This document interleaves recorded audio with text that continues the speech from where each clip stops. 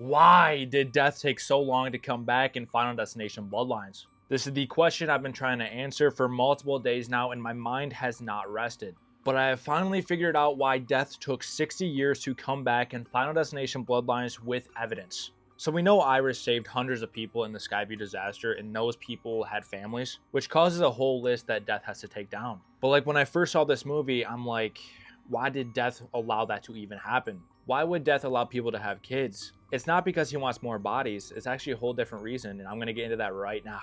Now, in each and every Final Destination movie, there's a text before the final disaster, and this text is the time that Death comes back. So in Final Destination 1, it takes 6 months, Final Destination 2, End of Summer, which is a few months, Final Destination 3, 5 months, the Final Destination 2 weeks, and then Final Destination 5, 2 weeks. Final Destination 5 is an exception, and here's why. The characters' deaths are determined on people's lifespans, and we find out in Final Destination 5 that if you take someone's life, you get their remaining life. And that remaining life here was 2 weeks. So as you can see here, there's a common occurrence and a constant line. At the start of everything, Death didn't have any reps in, and he was a bot. He sucked at his job. But as time goes on, he gets better at his job. He figures out the best ways and how to take out his victims faster. And this also correlates with the Skyview disaster. Because yes, it gets quicker as the films go on. So that means after every film, the Skyview disaster survivors get less and less. So during Final Destination 1, there was 100 survivors. Then in 2, there might have been 70. So as we move forward, it takes Death less and less time to complete his kill cycle,